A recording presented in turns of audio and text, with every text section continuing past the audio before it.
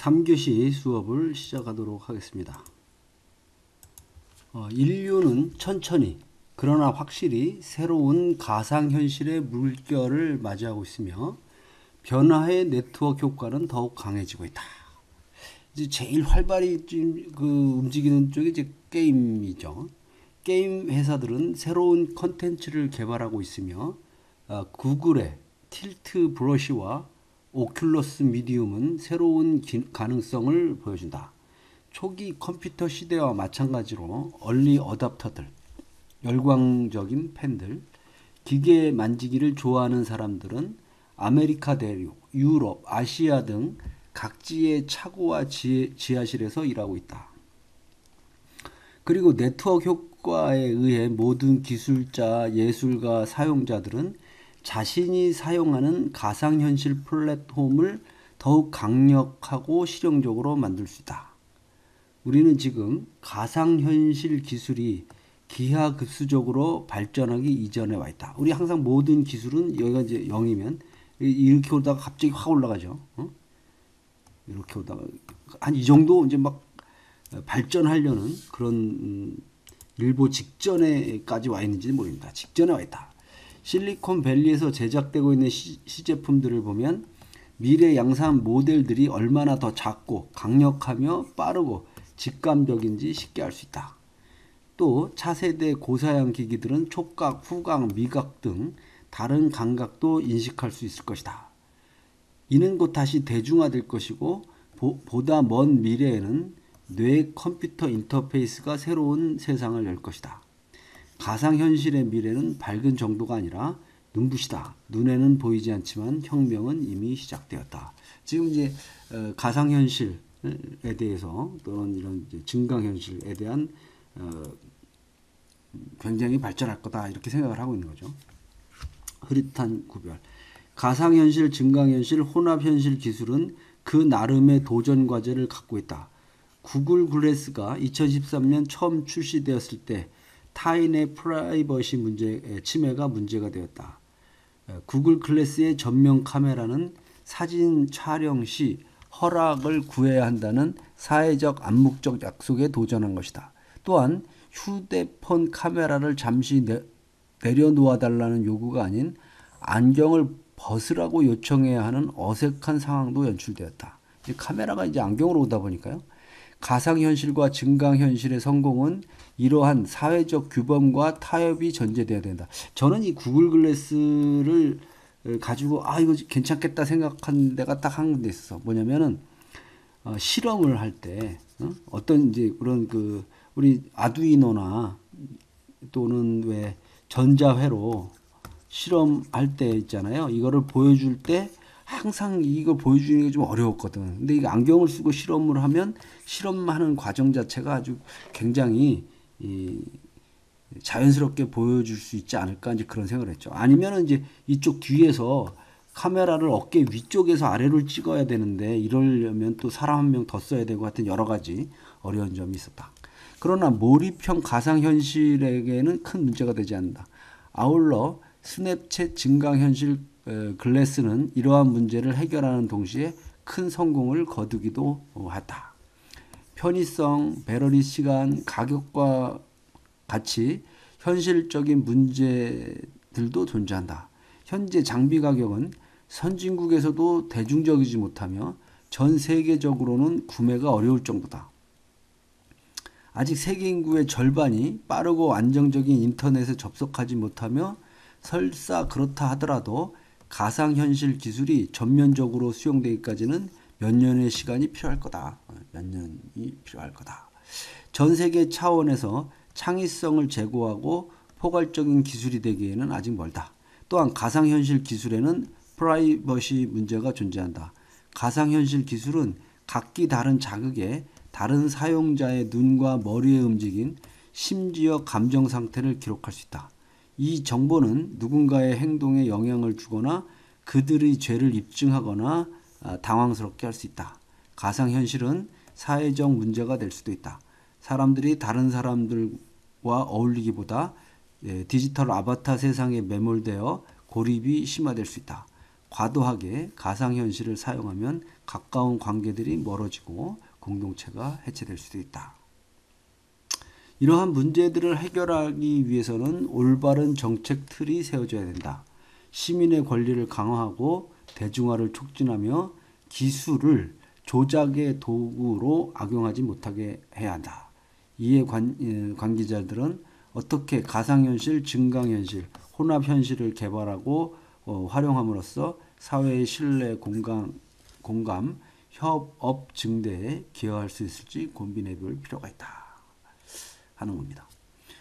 자, 오늘 이번 차시에 지금까지 본 건 가상현실, 증강현실, 혼합현실은 모두 몰입형 시청각 기술의 한 종류로 이 장비를 통해 사람들은 가상세계로 들어가거나 현실에 가상의 요소를 결합할 수 있다. 현실을 가공하는 디지털 장비는 지난 50년간 개발되어 왔지만 연산 처리 능력, 휴대성, 상호작용 능력이 결합하면서 지금과 같이 성장할 수 있었다. 가상 또는 현실 세계로부터 감각의 피드백을 가져오는 기술이 가상현실, 증강현실, 혼합현실과 접목된다면 또 다른 새로운 경험을 선사할 것이다. 하지만 이는 윤리적 관점에서 허용하기 어려울 수 있으며 인체에 이식해야 하는 인터페이스라면 더욱 그러하다. 그렇죠. 이게 우리 인간의 몸에다가 뭔가를 달아라? 그건 좀 그렇지. 가상현실, 증강현실, 혼합현실은 과거 다른 엔터테인먼트 플랫폼들과 같이 인간의 심리, 사회와 자유의지와 책임 문제에 대한 우려를 낳을 수 있다. 이러한 가상현실, 증강현실, 혼합현실은 인터페이스 혁명의 진일보한 단계라고 볼 수 있다. 펀치카드에서 키보드와 마우스를 거쳐서 터치 스크린과 음성 인식이 가능해졌으며 이제는 제스처와 자연적인 움직임도 포함된다. 이게 이제 카드 펀치는 옛날에 이제 컴퓨터 하려면 이렇게 우리 OMR 카드처럼 이렇게 펀치를 뚫어가지고 이거를 넣었던 시절이 있거든. 이게 우리 1980년대까지만 해도 이렇게 썼어요. 85년까지.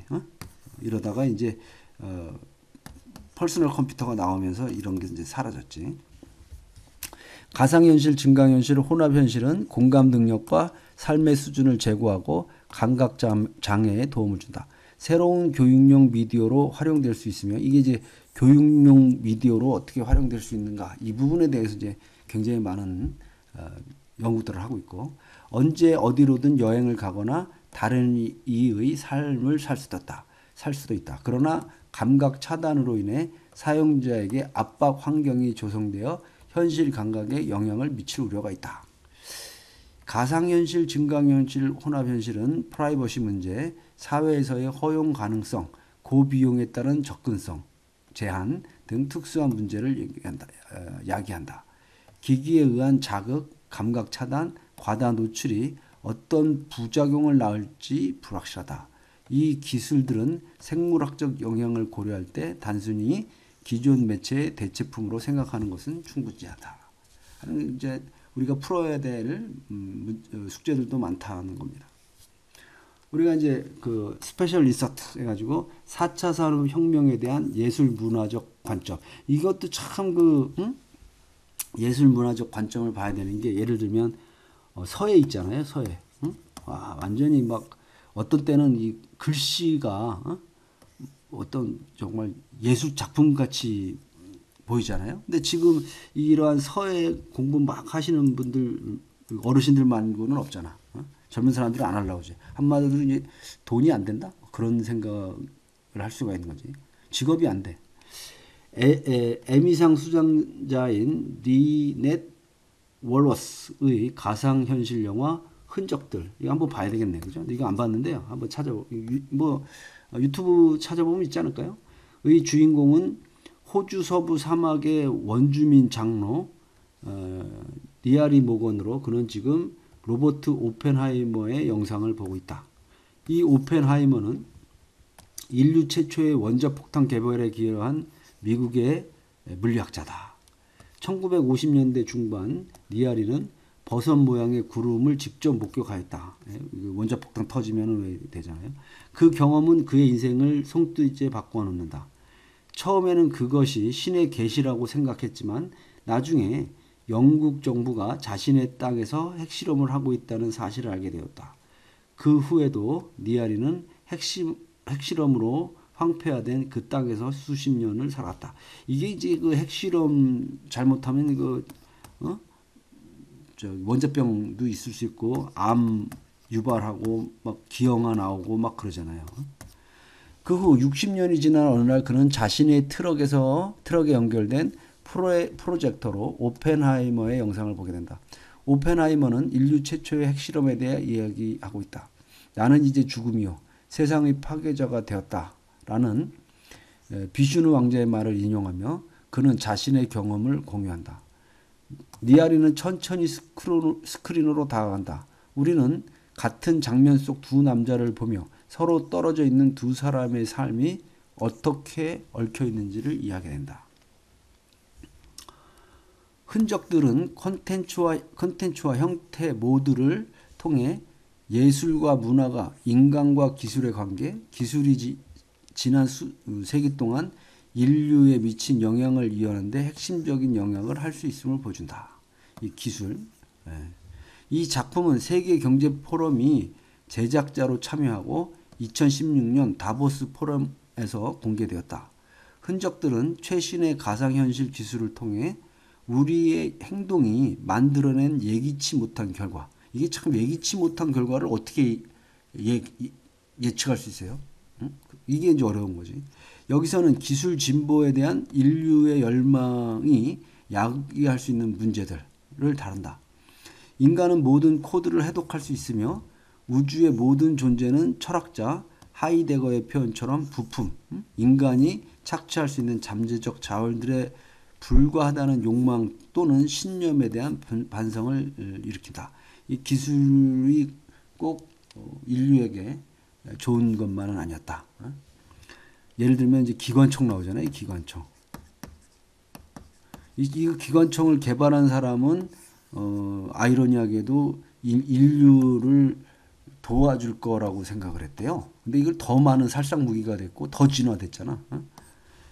이 작품은 기술의 오만함이 얼마나 강화되어 있으며 그 영향력의 범위가 얼마나 과소평가되었는지 고찰한다. 그죠?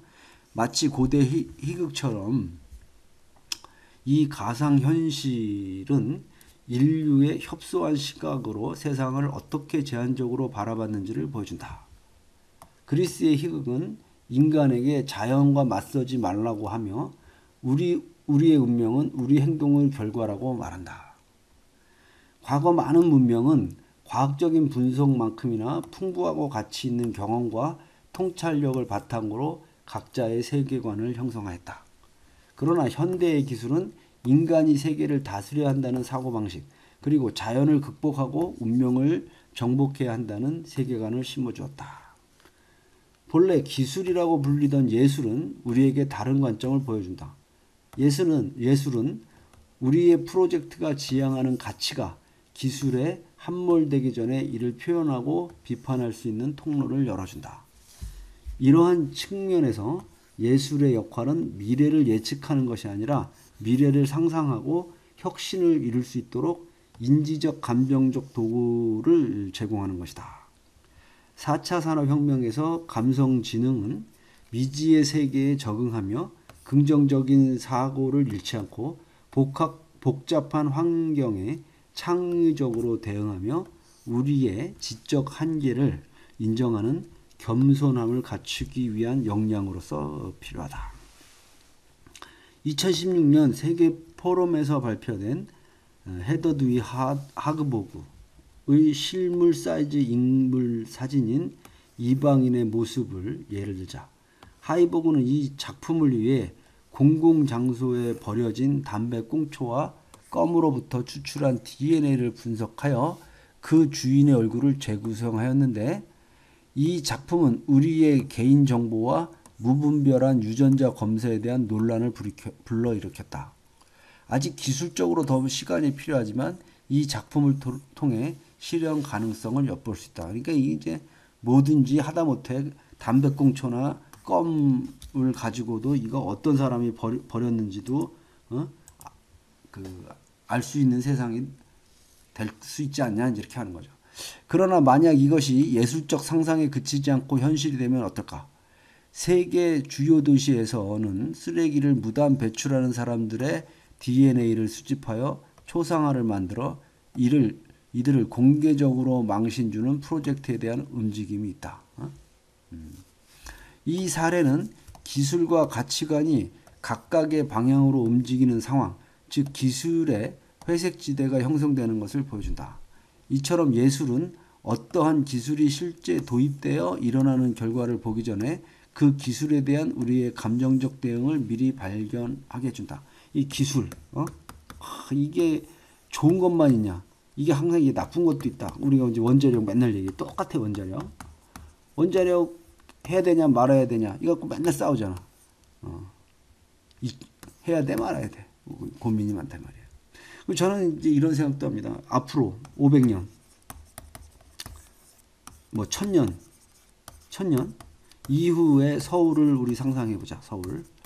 그러면 지금은 뭐 어마무시한 아파트 빌딩 숲들이 있는데 이것들이 천년 가면 뭔 일 날 거니? 무슨 천년이나 한 500년만 돼도 무슨 일 날 거란 말이야. 그랬을 적에는 과연 이러한 우리가 편리하게 썼던 이런 것들이 우리 후손들에게는 어떻게 갈 건지 이제 그걸 모른다는 거예요. 그래서 왜 인간 이후 100년 뭐 이런 그 옛날에 미국의 다큐가 있었는데 그 굉장히 제가 재밌게 봤거든요. 한번 볼만해요. 우리는 예술과 문화를 통해서 우리와 다른 이들을 대하고 이해하는 능력을 기른다. 우리는 예술을 통해 우리의 사고방식에 도전하고 바꾸도록 노력하며 생소하고 불편한 것들에 익숙해질 수 있다. 예술은 다름을 위협이 아니라 대인관계의 확장으로 볼 수 있게 해주며 다른 이들의 감정을 이해하고 느낄 수 있는 공감 능력을 길러준다. 미래를 준비하는 과정에서 우리는 보다 충격에 강해지는 법과 이해할 수 없는 상황을 인정하고 현실로 받아들이는 방법을 배운다. 그래서 이제 이게 다들 알겠지만 이 미래를 준비하는 과정, 이게 이제 과연 미래는 어떻게 될 거냐 하는 거에 대한 심각한 고민들이 있어야 된다. 자, 영화 흔적들은 기술이 세상을 지배하기 위한 도구라는 생각을 날카롭게 비판한다. 이 기술이 세상을 지배한다. 이 작품은 당연하다고 여겨지는 일반적인 세계관 외에 다른 가치 있는 관점도 있다는 사실을 알려준다. 리넷 월머스가 이 작품을 호주 의회에서 상영하고 몇 주가 지난 후 호주 의원들은 50년대 영국의 핵실험으로 인한 피해를 받은 이들을 위한 의료보험 예산을 배정하였다. 그러니까 이제 50년이나 지난데 결국 의료보호 예산을 이제 50년 후에나 배정을 하는 거고, 그럼 이 당시에 원자폭탄이 얼마만큼 큰 위력을 가졌는지 생각도 안 하고 그게 얼마나 갈지도 몰랐다는 거 아니잖아요. 그죠? 이게 관련 시민운동이 시작된 지 50년 만의 일이었다. 이 경우 예술은 굉장한 보상을 이끌었다. 그러나 만약에 오펜하이머와 니아리가 핵실험 전에 서로 만났으면 어떻게 되었을까? 그들의 만남이 역사를 바꿀 수 있을까? 없었다고 봐요, 나는. 오펜하이머는 뭐 세계적인 물리 학상도 받고 이 기술 발전을 위해 했다고 해가지고 평생을 산 사람이야. 이 사람이 니아리가 아무리 이거 하지 말라고 개발하지 말라고 한 대로 오펜하이머가 안 했겠냐 이거지. 난 한다고 봐요. 그래놓고 이제 해놓고 나중에 후회하는 거지. 이 경우 예술적인 가상현실 경험은 사람들이 원주민들의 감정에 몰입하여 깊게 이해할 수 있게 만들었다. 이때 예술은 기술을 이용하여 기술력에 대한 맹목적 추구와 기술 만능주의를 경고하였다.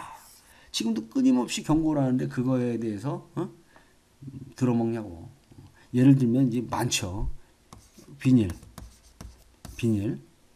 그 다음에 그래서 보니까 왜 그 스트로우 있잖아요. 그게 왜 그 이렇게 빨대가 왜 그렇게 바다 거북이를 바다 거북이를 위협한다 막 이래가지고 이제 스타벅스에는 이거 안 쓰고 종이 빨대 쓰잖아요. 이런 것처럼 비닐. 우리 하루에 비닐 얼마나 많이 써. 근데 이놈이 만들어낸 사람들은 처음에 획기적인 제품이라고 했지만 이게 점점 시간이 가면서 이제 문제가 돼가고 있다는 거잖아요. 자, 예를 들면 또 하나, 자, 전기 자동차. 지금은 뭐 우리 인류의 구원을 해줄 것 같은 전기 자동차라고 얘기하는데 이 전기 자동차에 몇백 킬로그램에 되는 배터리를 장착을 해. 이 배터리가 한 대일 때 상관이 없는데 우리 전 세계적으로 자동차 어마무시하게 쓰잖아. 그럼 그게 10년이 지나고 20년이 지나면 이 배터리가 소용 없어지잖아요. 그럼 이렇게 나온 이게 또 산업 폐기름 여기 납이라든지 뭐 나쁜 그 요소들이 많을 거 아닙니까? 그럼 이놈들을 또 어떻게 처리할 거야? 이런 것도 다 우리가 보이지 않는 문제야. 이 기술이 가지고 있는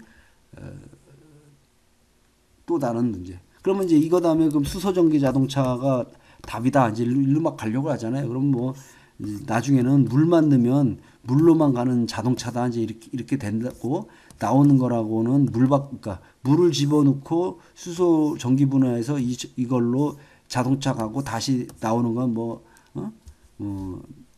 공해가 없다. 뭐 이렇게 선전을 하고 있는데 이것도 모른다는 거죠. 이것도 모른다. 이거 해보기 전에는 어떻게 하냐고. 기술은 우리의 물리적 세계와 이에 대한 관념적 지식까지 모두 파괴하는 데 사용될 수 있다. 참, 이 기술. 그러나 기술 개발은 해야 된다. 그러나 의지가 있으면 창의적이고 배려심 깊은 사람들의 손에 의해서 예술과 기술은 공감을 확대하고 서로 다른 세계관을 연결하는 도구가 될 수 있다. 오펜하이머와 니아리의 이야기는 자연을 정복의 대상으로 보는 문화와 자연을 신성시하는 문화가 충돌하였다. 예술은 우리의 가정과 예상들을 충돌하는 상황을 보여줌으로써 무한한 삶의 의미를 발견하게 해준다. 이렇게 기술로 본 거고, 제가 지금 요즘 우리 같이 공부하면서 여러분들 1차 산업혁명, 2차 산업혁명, 이제 3차 산업혁명, 4차 산업혁명 이렇게 봐봐요.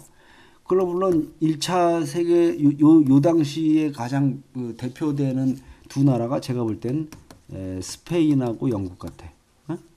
영국이 어마무시한 세계 강대국이었잖아요. 이 남미를 다 점령하고 여기서 가져다가 원주민들로부터 이제 금을 약탈에다가 지네가 너무 잘 살아가지고 인플레이션이 일어나기도까지 했다는 거 아니야. 그런 와중에 이제 1차 산업혁명이 영국에 갔다. 그러면서 이제 영국이 강대국으로 가잖아요. 또 요 시기적에만 하면 이제 중국이 또 엄청난 기술적 국가였다고. 이 중국이 기술력이 굉장히 뛰어난 나라였는데 불구하고 영국은 산업혁명으로 성공했고 중국은 관심이 없었다. 무관심. 왜? 여기는 중국은 그 노동력이 풍부해. 지금도 풍부해. 그러다 보니까 상대적으로 이 기술에 대한, 이 산업혁명에 대한 관심이 좀 덜했던 거고요.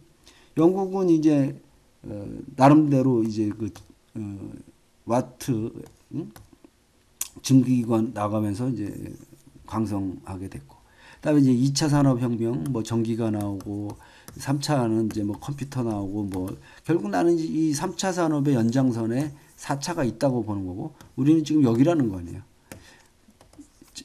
이건 제 개인적인 생각으로는 우리는 3차 산업혁명을 굉장히 빨리 받아들였어. 우리가 1960년대부터 화공부터 시작해가지고 섬유, 화공, 그 다음에 전기전자 쭉 넘어가면서 컴퓨터, 계속해서 3차 산업혁명 요 시대를 준비를 잘했기 때문에 우리가 여기까지 왔다 이거야.